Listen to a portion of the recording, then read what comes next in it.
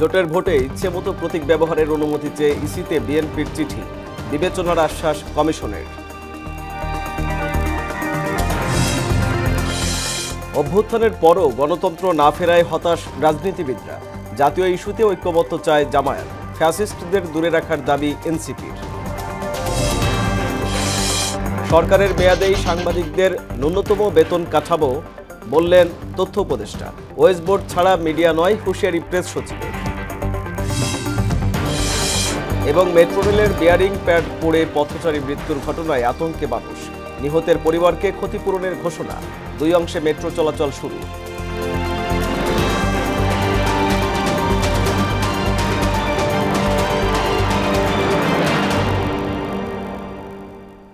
আসসালামু আলাইকুম, সবাইকে মোহনা সংবাদে স্বাগত। শুনছিলেন শিরোনাম, পুরো সংবাদ জুড়ে সঙ্গে আছি আমি আরিফুল ইসলাম।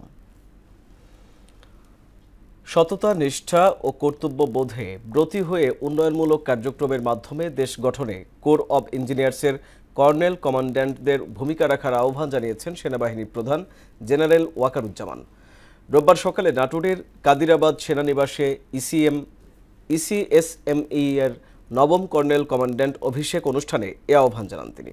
এ সময় স্বাধীনতা যুদ্ধে আত্মোৎসর্গকারী কোর অব ইঞ্জিনিয়ার্সের সেনা সদস্য সহ সকল বীর মুক্তিযোদ্ধাদের স্মরণ করে দেশ ও জাতি গঠনে কোর ইঞ্জিনিয়ার্সের গৌরবোজ্জ্বল ইতিহাস তুলে ধরেন সেনাপ্রধান।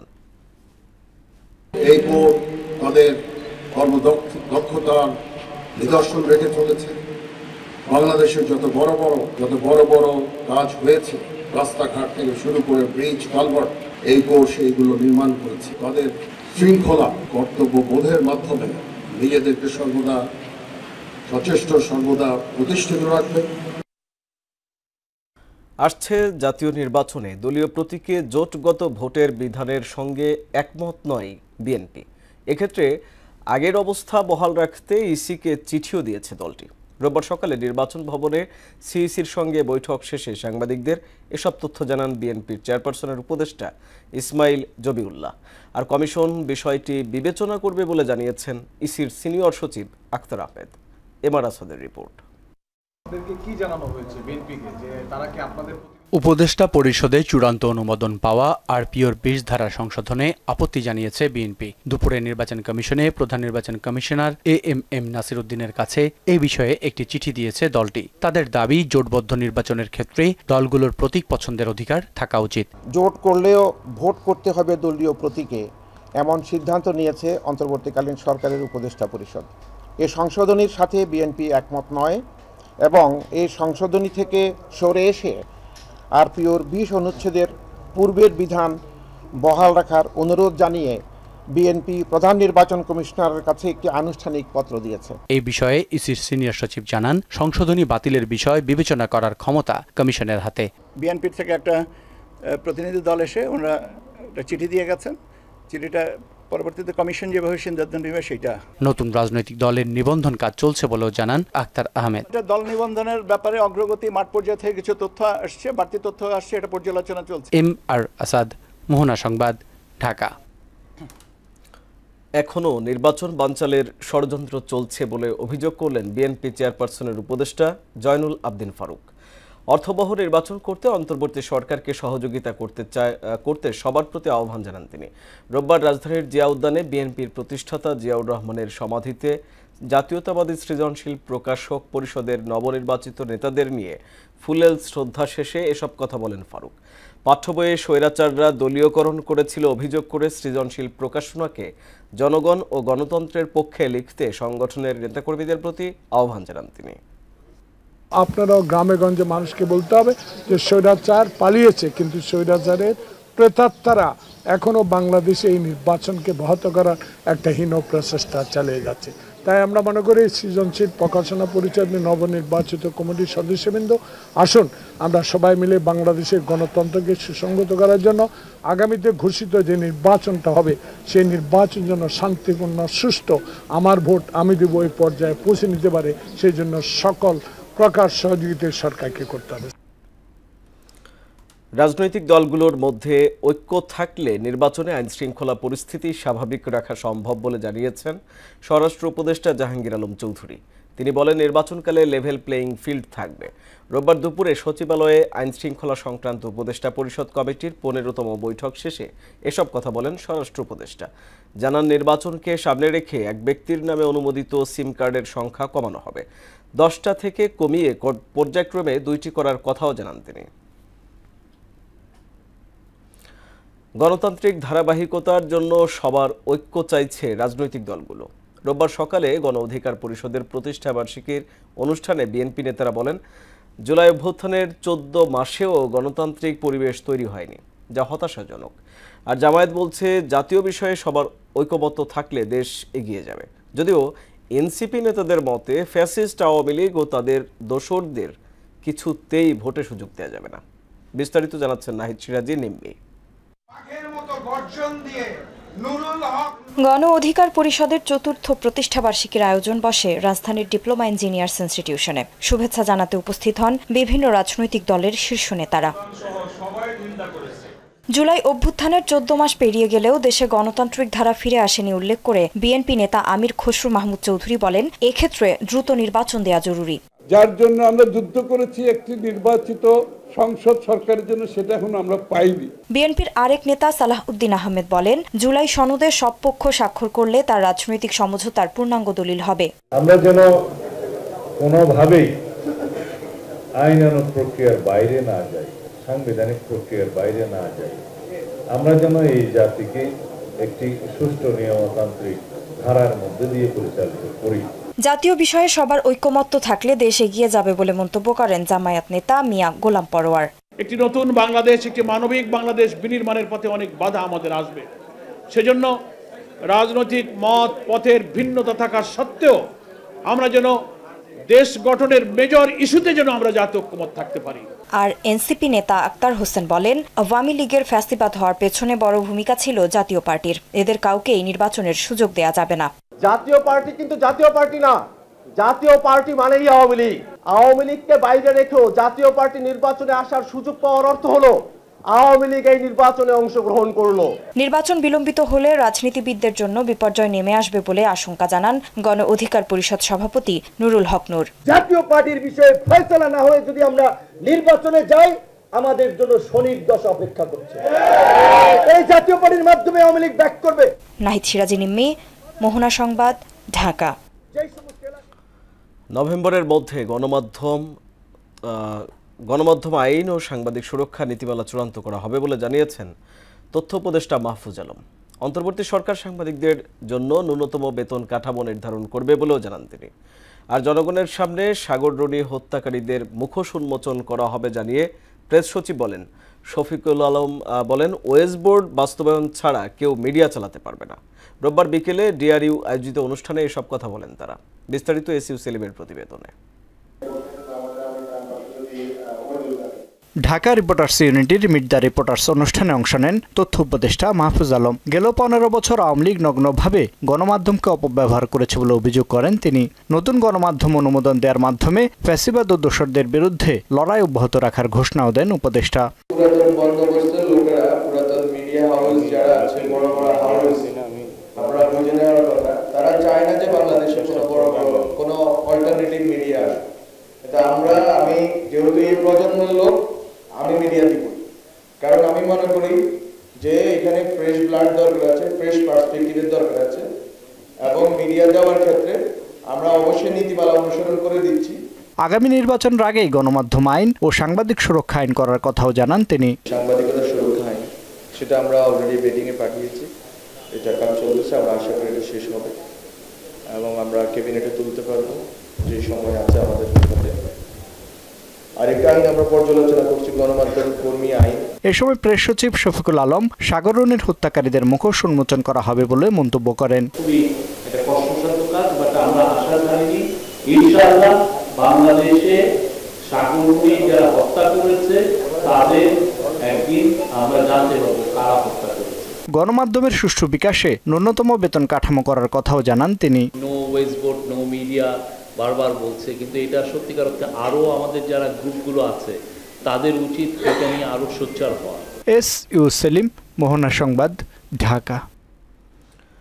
গুমের 2 মামলায় অভিযুক্ত সাবেক বর্তমান সেনা কর্মকর্তা সহ 30 আসামির বিরুদ্ধে করা মামলার পরবর্তী তারিখ 23 নভেম্বর এবং জুলাই আন্দোলনে রামপুরায় 28 জনকে হত্যা মামলায় 2 সেনা কর্মকর্তা সহ 4 জনের বিরুদ্ধে করা মামলার তারিখ 24 নভেম্বর নির্ধারণ করেছেন ট্রাইব্যুনাল। আন্তর্জাতিক অপরাধ ট্রাইব্যুনালের প্রসিকিউটর গাজী MH তামিম রোববার সাংবাদিকদের একথা জানান। এদিন চানখারপুলের 6 হত্যা মামলায় শেখ হাসিনা, জিয়াউল আহসান সহ 11 অভিযুক্তের বিরুদ্ধে গুমের মামলার তদন্ত প্রতিবেদন দাখিলে রাষ্ট্রপক্ষকে 11 ডিসেম্বর পর্যন্ত সময় দেওয়া হয়। মেজবা রহমানের রিপোর্ট।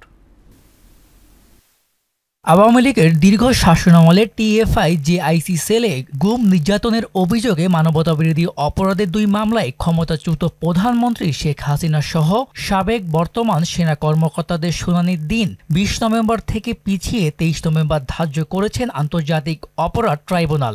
রোববার এই 2 মামলার শুনানির তারিখ পেছানোর আবেদন করেন প্রসিকিউটর গাজী MH তামিম। পরে তা মঞ্জুর করে নতুন দিন নির্ধারণ করেন tribunal. Prosecutor Gazi MH Tamim জানান, প্রসিকিউশনের পক্ষ থেকে করা আবেদনের প্রেক্ষিতে আগামী 23 তারিখ নির্ধারণ করেছেন ট্রাইব্যুনাল। সাবেক প্রধানমন্ত্রী শেখ হাসিনা, সাবেক নিরাপত্তা উপদেষ্টা জনাব তারেক সিদ্দিক সাহেব সহ বেশ কয়েকজন আসামি ছিল। তার 2টি অংশ তদন্ত প্রতিবেদন দাখিল হয়ে ফরমাল চার্জ আকারে ট্রাইব্যুনালে দেওয়া হয়েছে, তার প্রসিডিং শুরু হয়েছে। আরেকটি অংশ এখন ইনভেস্টিগেশন চলমান আছে। ইনভেস্টিগেশন একদম শেষ পর্যায়ে মর্মে তদন্ত সংস্থা আমাদেরকে জানিয়েছে। সেজন্য আমরা 2 মাস সময় চেয়েছি। ট্রাইব্যুনাল 2 মাস সময় মঞ্জুর করে আগামী ডিসেম্বরের 11 তারিখে দিন নির্ধারণ করেছে। অন্যদিকে রাজধানীর রামপুরায় 28 জনকে হত্যার ঘটনায় মানবতাবিরোধী অপরাধের মামলায় শুনানির তারিখ পেছানোর আবেদন করেন প্রসিকিউটর তামিম। সে আবেদনও মঞ্জুর করে নতুন দিন ঠিক করেন ট্রাইব্যুনাল। রামপুরাতে যে মানবতাবিরোধী অপরাধের অভিযোগে এখানে আরেকটি 4 জন আসামি করে এখানে ফরমাল চার্জ দাখিল করা হয়েছিল, সেখানেও 2 জন সামরিক কর্মকর্তা আছেন। সেই মামলাটিও আমরা তারিখ পরিবর্তনের আবেদন করেছিলাম, সেটিও মঞ্জুর করে সেটির তারিখ ছিল 5 নভেম্বর, সেটিও পরিবর্তন করে 24 নভেম্বর করা হয়েছে। এদিন জুলাই আন্দোলনে ঢাকার যাত্রাবাড়িতে যুবদল কর্মী আব্দুল কাইম আহাদ হত্যা মামলা সহ 5 মামলায় সাবেক প্রধান বিচারপতি ABM খায়রুল হককে কেন জামিন দেওয়া হবে না জানতে চেয়ে রুল জারি করেন হাইকোর্ট। 2 সপ্তাহের মধ্যে সরকারকে রুলের জবাব দিতে বলা হয়েছে। মেজবা রহমান, মোহনা সংবাদ, ঢাকা। রাজধানীর ফার্মগেটে মেট্রো রেলের পিলার থেকে বিয়ারিং প্যাড খসে পড়ে পথচারীর মৃত্যুর ঘটনায় নিরাপত্তা আতঙ্কে মানুষ। রোববার দুর্ঘটনার স্থল পরিদর্শন শেষে নিহতের পরিবারকে ক্ষতিপূরণ দেওয়ার কথা জানান সড়ক পরিবহন ও সেতু উপদেষ্টা ফাউজুল কবির খান। তিনি বলেন, ঘটনাটি নাশকতা নাকি নির্মাণ ত্রুটি তা খতিয়ে দেখতে তদন্ত কমিটি করা হয়েছে। এদিকে উত্তরা আগারগাঁও অংশের পর মতিঝিল থেকে শাহবাগ পর্যন্ত মেট্রো রেল চলাচল স্বাভাবিক হয়েছে। আরও জানাচ্ছেন উষা ফেরদৌস। মেট্রো রেল লাইনের নিচে উড়াল পথের পিলারের সঙ্গে রাবারের বিয়ারিং প্যাড থাকে, যার প্রত্যেকটির ওজন 150 কেজির কাছাকাছি। এসব বিয়ারিং প্যাড ছাড়া ট্রেন চালালে উড়াল পথ স্থানচ্যুত হওয়ার আশঙ্কা থাকে। রোববার দুপুরে রাজধানীর ফার্মগেট এলাকায় মেট্রো রেলের পিলারের একটি বিয়ারিং প্যাড খুলে পড়ে যায়। এ ঘটনায় নিচে থাকা এক পথচারী নিহত হয়। পথচারীর নাম আবুল কালাম, তার বাড়ি শরীয়তপুরে। অতিরিক্ত রক্তক্ষরণেই মৃত্যু হয় বলে জানায় প্রত্যক্ষদর্শীরা। আমার দোকান বড় আসা মাত্রই বিকট একটা আওয়াজ করে দেখি উনি এসে কাত হয়ে পড়ে গেল। পরে আমি বসা ছিলাম, উঠে তাকাই দেখি যে ওনার নাক দিয়ে আর কান দিয়ে অদর্শে রক্ত ঝরতেছে। আমার বুকের সাথে বাড়ি খাইছে, তারপর তো আমার অবস্থা খারাপ। তারপর দেখলাম সামনে একটা লোক পড়ে রয়েছে, তো আইসা দেখলাম সে মারা গেছে জায়গায়, সাথে পড়ে গেছে, রক্ত তো অনুমতি পড়তেছে। গত বছরের 18 সেপ্টেম্বর ঢাকা মেট্রো রেলে একটি বিয়ারিং প্যাড খুলে পড়ে। এ ঘটনায় বিশেষজ্ঞ ও সংশ্লিষ্ট ব্যক্তিদের মধ্যে গুরুতর নিরাপত্তা উদ্বেগ তৈরি হয়। এর মধ্যে দ্বিতীয়বার বিয়ারিং প্যাড খুলে পড়ল। মেট্রো রেলের নিচ দিয়ে হাঁটতেই আমাদের ভয় লাগে, কোন সময় এসে পড়ে যায়। আমাদের নিরাপত্তা নিয়ে অনেক ঝুঁকি। গত বছরও দেখছি, ইভেন যখন মেট্রো রেলের কাজ চলে তখন আমরা দেখছি যে মেট্রো রেলের পরে একটা গাড়িতে পড়ে মারা গেছে। আজকে যে দুর্ঘটনা ঘটছে এটাকে তারা যান্ত্রিক ত্রুটি হিসেবে চিহ্নিত করছে, কিন্তু আসলে এটা কোনোভাবে যান্ত্রিক ত্রুটি হতে পারে না। ঘটনাস্থল পরিদর্শনে গিয়ে সড়ক পরিবহন ও সেতু উপদেষ্টা ফাউজুল কবির খান জানান, একটি তদন্ত কমিটি করা হয়েছে, যাদের 2 সপ্তাহের মধ্যে প্রতিবেদন দিতে বলা হয়েছে। এটা কি ডিজাইন ডিফেক্টের কারণে হয়েছে, যে এটা কি নির্মাণের কাজের ত্রুটির জন্য হয়েছে, নাকি কোনো নাশকতামূলক কিছু হয়েছে, কি কারণে সেটা দেখবে এবং এটার জন্য যারা দায়ী তাদেরকে চিহ্নিত করবে এবং এই ধরনের ঘটনা যাতে ভবিষ্যতে না ঘটে সেই জন্য সুপারিশ প্রদান করবে। এদিকে দুর্ঘটনার কারণে ওই দিন বেলা 12:30টার দিকে বন্ধ হয়ে যায় মেট্রো রেল চলাচল। 3.5 ঘন্টা পর উত্তর থেকে আগারগাঁও পর্যন্ত চলাচল শুরু হয়, আর রবিবার সোয়া 7টার দিকে চালু হয় মতিঝিল থেকে শাহবাগ পর্যন্ত অংশ। উষা ফেরদৌস, মোহনা সংবাদ, ঢাকা। দক্ষিণ পশ্চিম বঙ্গোপসাগরে অবস্থিত নিম্নচাপ গভীর নিম্নচাপে পরিণত হয়েছে বলে জানিয়েছে আবহাওয়া অফিস। গভীর নিম্নচাপটি আজ সাইক্লোনের রূপ নিতে পারে, তখন এর নাম হবে মন্থা। এটি মঙ্গলবার তীব্র ঘূর্ণিঝড়ের রূপ নিয়ে ভারতের উড়িষ্যা উপকূল দিয়ে স্থলভাগে চলে আসবে। নিম্নচাপটির কেন্দ্রে বাতাসের একটানা গতিবেগ ঘন্টায় 50 থেকে 60 কিলোমিটার। এটি 7 কিলোমিটার বেগে উপকূলের দিকে অগ্রসর হচ্ছে। এর প্রভাবে সাগর উত্তাল রয়েছে, তবে এটি বাংলাদেশের দিকে না আসলেও এর প্রভাবে মঙ্গল, বুধ ও বৃহস্পতিবার দেশে হালকা থেকে মাঝারি থেকে ভারী বৃষ্টিপাতের সম্ভাবনা রয়েছে। সকল সমুদ্র বন্দরকে 1 নম্বর দূরবর্তী সংকেত দেখাতে বলা হয়েছে। সাগরে গতকাল যে নিম্নচাপটা ছিল এটা আজকে গভীর নিম্নচাপ হয়েছে, এটা আরো ইন্টেন্সিফাই হয়ে আগামীকাল হয়তো আপনার সাইক্লোন রূপ নেবে, এরপর পরশু দিন সিভিয়ার সাইক্লোন রূপ নেবে, তারপর এটা 28 তারিখের দিকে এটা উড়িষ্যা উপকূল থেকে অতিক্রম করার সম্ভাবনাই বেশি। তবে যেটা যে এর প্রভাব ডাইরেক্ট বাংলাদেশে আসবে না, তবে যেটা হবে 28 তারিখে এটা স্থলভাগ অতিক্রম করার পরে এটা গ্র্যাজুয়ালি দুর্বল হয়ে যাবে। ডেঙ্গু আক্রান্ত হয়ে গত 24 ঘন্টায় আরও 4 জনের মৃত্যু হয়েছে। চলতি বছরে মৃতের সংখ্যা বেড়ে দাঁড়ালো 263 জনে। এছাড়া একদিনে এডিস মশাবাহিত রোগটিতে আক্রান্ত হয়ে 1143 জন হাসপাতালে ভর্তি হয়েছেন। স্বাস্থ্য অধিদপ্তরের ডেঙ্গু বিষয়ক নিয়মিত প্রতিবেদনে এ তথ্য জানানো হয়। মৃতদের মধ্যে বরিশালে 2 জন, ঢাকা দক্ষিণ সিটি কর্পোরেশন ও রাজশাহী বিভাগে 1 জন করে মারা গেছেন। ঢাকা বিভাগে ডেঙ্গু নিয়ে হাসপাতালে ভর্তি হয়েছেন 282 জন। মা ইলিশ সুরক্ষার 22 দিনের নিষেধাজ্ঞা শনিবার শেষ হওয়ায় জেলেরা ছুটছেন সাগর নদীতে। বঙ্গোপসাগরের মোহনা, বলেশ্বর ও বিষখালী নদীতে মাছ শিকার করে ভোরের আলো ফোটার আগেই তারা ইলিশ নিয়ে হাজির হন বরগুনার পাথরঘাটা বিএফডিসি পাইকারি মাছের বাজারে। স্বল্পতার কারণে চড়া দামে বিক্রি হচ্ছে ইলিশ। সুমন মোল্লার প্রতিবেদন, জানাচ্ছেন তাহসিন তারিন। মধ্যরাতে নিষেধাজ্ঞা শেষ হওয়ার পর সকাল থেকে প্রতিটি ছোট ট্রলারে 20 থেকে 30 কেজি ইলিশ নিয়ে উপকূলে ফিরে আসছেন জেলেরা। নিষেধাজ্ঞার পরবর্তী প্রথম দিনেই ইলিশের দাম কয়েক গুণ বেড়ে গেছে। বাজারে 1 মণ জাটকা ইলিশ বিক্রি হচ্ছে 30 থেকে 32 হাজার টাকায়। 500 গ্রাম ওজনের ইলিশ বিক্রি হচ্ছে 70 হাজার টাকা মণ, আর 1 কেজি ওজনের ওপর প্রতি মণ ইলিশ বিক্রি হচ্ছে 1,20,000 টাকা দরে, যা সাধারণ মানুষের নাগালের বাইরে। মৎস্যজীবীরা জানান, গভীর সমুদ্রের মাছ উপকূলে আসতে আরো 2 থেকে 3 দিন সময় লাগবে। তারপরে মাছের দাম কমার সম্ভাবনা রয়েছে। জাটকা বেশি আজকের 32-33, আর 500 গ্রাম মাছ চলে 70-75, আর কেজির উপরে চলে 1 লাখ টাকার উপরে। কিছু কিছু দাঁড়িয়ে রাত 12টার পরে গেছি, যাই ওই অল্প অল্প মাছ পাইছে, ওইলে 800 টাকা কেজি পড়তে আছে। যারা গেছে আর মাছ পাইবে, মাছ আছে সাগরে। মাছের যে পরিমাণ দাম, এত দামে মাছ আসলে নিম্ন মধ্যবিত্ত বা মধ্যবিত্ত পরিবার যারা আছে তাদের আসলে কেনা সম্ভব না। দেশের বিভিন্ন জেলা থেকে পাইকাররা ইলিশ কিনতে পাথরঘাটা আসলেও পর্যাপ্ত মাছ না পেয়ে অনেকে হতাশ হয়ে ফিরে গেছেন। তবে দীর্ঘদিন পর সাগরে জাল ফেলে জেলেদের মুখে দেখা গেছে আনন্দের ঝলক। তাহসিন তারিন, মোহনা সংবাদ। সংস্কারের অভাবে লালমনিরহাটের বুড়িমারি মহাসড়কটি বেহাল। বুড়িমারি স্থলবন্দর সহ 5 উপজেলার যোগাযোগকারী এই মহাসড়ক জুড়ে খানাখন্দ। চলাচলের অযোগ্য এ সড়কে প্রায়ই ঘটছে দুর্ঘটনা। মেরামতে পদক্ষেপের কথা জানায় সড়ক ও জনপথ বিভাগ। সুমন খানের প্রতিবেদন, জানাচ্ছেন আফরিন পপি।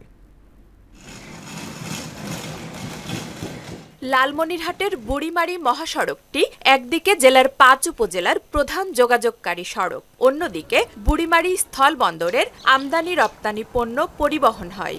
অথচ খানাখন্দে চলাচলের অযোগ্য হয়ে পড়েছে মহাসড়কটি। তাতে সড়ক দুর্ঘটনার পাশাপাশি প্রায়ই পণ্যবাহী ট্রাক বিকল হয়ে পড়ে। এছাড়া ধুলায় অতিষ্ঠ চলাচলকারীরা। সব মিলিয়ে বর্তমানে চরম দুর্ভোগের কারণ হয়ে দাঁড়িয়েছে মহাসড়কটি। ধুলে একের মনে করেন বাড়িঘর একের শেষ, একের গাছপালা তামান শেষ, মনে করেন বিছনাপাতি তামান একেরে, মনে করেন খাবার দিয়ে খাবো তাও মনে করেন সে বাড়ার জন্য খাইতে পারিনি। এই রাস্তাটা অনেক ঝুঁকিপূর্ণ রাস্তা, মানে ক্রসিং করতে খুব সমস্যা হয়। রাস্তা তো ভাঙ্গা আছে, এটা তো মূল সমস্যা আছেই। প্রতিদিন কম বেশি অ্যাক্সিডেন্ট ঘটে যাচ্ছে, রাস্তায় চলাফেরা করা খুব কঠিন। এখন রাস্তা অতি দ্রুত মেরামত করার জন্য অনুরোধ করা হলো। মহাসড়কটির ভোটমারি এলাকার প্রায় ১ কিলোমিটার অংশ কাজ অসমাপ্ত রেখেছে ঠিকাদারি প্রতিষ্ঠান। ওই অংশ দিয়ে যানবাহন চলাচলের সময় চরম দুর্ভোগ পোহাতে হয়। তা রাস্তায় এরকম সমস্যার কারণে আমাদের প্রতিদিন চলতে অসুবিধা হয়, যেমন পাতির সেট ভাঙে, হ্যাঙ্গার ভাঙে, গাড়ি পাল্টি খায়। আমার এলাকাবাসী অনেক কষ্টে থাকি, মানে দূর দূরান্ত লোকও অনেক ভোগান্তি পাই, যানজটে ব্যস্ত থাকি। মানুষের এমন দুর্ভোগের কথা স্বীকার করে সড়ক ও জনপথ বিভাগ বলছে, অনেক চিঠি চালাচালির পর অবশেষে কাজ করতে রাজি হয়েছে ঠিকাদারি প্রতিষ্ঠান। মেরামত করা হবে ভাঙাচোরা অংশ। ঠিকাদার শেষ পর্যন্ত আসতেছিল না, আমরা সর্বশেষ চিঠি দিয়ে তাদেরকে লাইসেন্স বাতিল করার পর্যন্ত এবং জরিমানা, লিকুইড ড্যামেজ এই সব চিঠিপত্র দেওয়ার পরে এবং তার পাথর এবং বালি নিয়ে এসে আবার বেস্টে ওয়ান রিপেয়ার করতেছে। দ্রুত লালমনিরহাট বুড়িমারি মহাসড়ক মেরামত করে নিরবিচ্ছিন্ন যান চলাচলের উপযোগী করার দাবি লালমনিরহাটবাসীর। আফরিন পপি, মোহনা সংবাদ। এবার আন্তর্জাতিক প্রসঙ্গ। ক্রমবর্ধমান বৈশ্বিক অনিশ্চয়তার মধ্যে আসিয়ান সদস্যদের ঐক্যবদ্ধ থাকার আহ্বান জানিয়েছেন মালয়েশিয়ার প্রধানমন্ত্রী আনোয়ার ইব্রাহিম। ৪৭তম আসিয়ান সম্মেলনের উদ্বোধনী অনুষ্ঠানে এ আহ্বান জানান তিনি। এবারের সম্মেলনের প্রধান আলোচ্য বিষয়ের মধ্যে রয়েছে যুক্তরাষ্ট্রের আরোপিত শুল্ক নীতি, চীনের বিরল খনিজ রপ্তানি সীমিতকরণ ও মিয়ানমারের গৃহযুদ্ধ।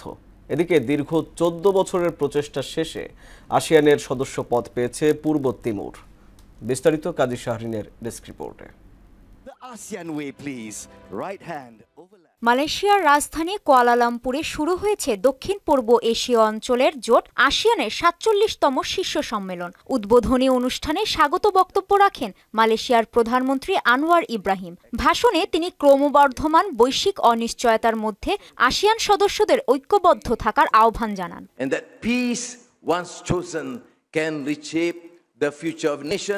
সম্মেলনে উপস্থিত ছিলেন থাইল্যান্ডের প্রধানমন্ত্রী অনুতিন চর্নভিরাকুল, সিঙ্গাপুরের প্রধানমন্ত্রী লরেন্স ওং, কম্বোডিয়ার প্রধানমন্ত্রী হুন মানেত সহ ৩০ দেশের শীর্ষ নেতা ও প্রতিনিধিরা। এছাড়া জাতিসংঘ মহাসচিব অ্যান্তোনিও গুতেরেস ও ইউরোপীয় কাউন্সিলের প্রেসিডেন্ট অ্যান্তোনিও কস্তাও যোগ দেন আসিয়ান সম্মেলনে। সম্মেলন চলবে মঙ্গলবার পর্যন্ত, যেখানে গুরুত্ব পাবে যুক্তরাষ্ট্রের আরোপিত শুল্ক নীতি, চীনের বিরল খনিজ রপ্তানি সীমিতকরণ, মিয়ানমারের গৃহযুদ্ধ এবং দক্ষিণ পূর্ব এশিয়ায় দ্রুত বেড়ে চলা সাইবার প্রতারণার মতো বিষয়। এদিকে এশিয়ার নবীনতম দেশ পূর্ব তিমুর আসিয়ানের ১১তম সদস্য দেশ হিসেবে অন্তর্ভুক্ত হয়েছে। সম্মেলনের উদ্বোধনী দিনে দেশটিকে আনুষ্ঠানিকভাবে সদস্যপদ দেয়া হয়। ১৪ বছর অপেক্ষার পর পূর্ব তিমুর আসিয়ানের সদস্যপদ পেল। কাজী শাহরিন, মোহনা সংবাদ। ডোনাল্ড ট্রাম্পের উপস্থিতিতে যুদ্ধবিরতি চুক্তিতে সই করল থাইল্যান্ড কম্বোডিয়া। চুক্তি অনুযায়ী থাইল্যান্ড কম্বোডিয়ার বন্দীদের মুক্তি দেবে এবং কম্বোডিয়া ভারী অস্ত্র প্রত্যাহার শুরু করবে। মালয়েশিয়ার কুয়ালালামপুরে শুরু হওয়া আসিয়ান শীর্ষ সম্মেলনের ফাঁকে তারা এই চুক্তি সই করেন। কাজী শাহরিনের রিপোর্টে। যুদ্ধবিরতি চুক্তিতে স্বাক্ষর করেছে থাইল্যান্ড ও কম্বোডিয়া। মার্কিন প্রেসিডেন্ট ডোনাল্ড ট্রাম্প ও মালয়েশিয়ার প্রধানমন্ত্রী আনোয়ার ইব্রাহিমের উপস্থিতিতে এ চুক্তি সই হয়।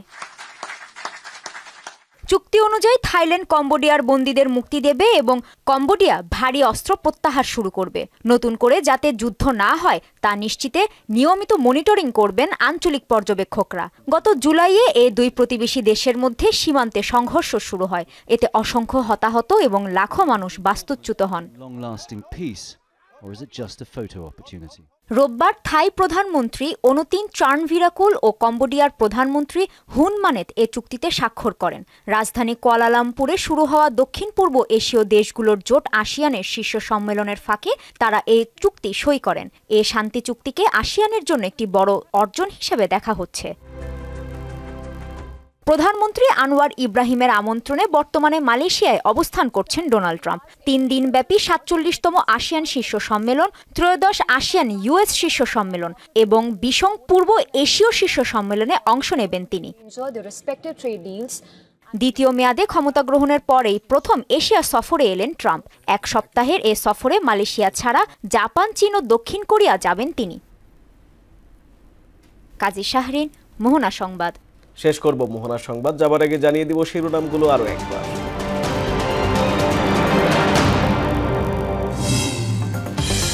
জোটের ভোটে ইচ্ছেমতো প্রতীক ব্যবহারের অনুমতি চেয়ে ইসিতে বিএনপির চিঠি, বিবেচনার আশ্বাস কমিশনের।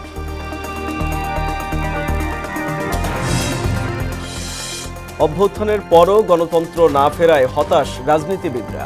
জাতীয় ইস্যুতে ঐক্যমত্য চায় জামায়াত, ফ্যাসিস্টদের দূরে রাখার দাবি এনসিপির। এ সরকারের মেয়াদেই সাংবাদিকদের ন্যূনতম বেতন কাঠামো, বললেন তথ্য উপদেষ্টা। ওয়েস্ট বোর্ড ছাড়া মিডিয়া নয়, হুঁশিয়ারি প্রেস সচিবের। এবং মেট্রো রেলের বিয়ারিং প্যাড পড়ে পথচারী মৃত্যুর ঘটনায় আতঙ্কে মানুষ। নিহতের পরিবারকে ক্ষতিপূরণের ঘোষণা। 2 অংশে মেট্রোর চলাচল শুরু। এই ছিল মোহনা সংবাদে। মোহনার সবশেষ খবর জানতে ভিজিট করুন www.mohana.tv। সংবাদ দেখতে পারেন ফেসবুক, ইউটিউবেও। এতক্ষণ সঙ্গে থাকার জন্য ধন্যবাদ সবাইকে।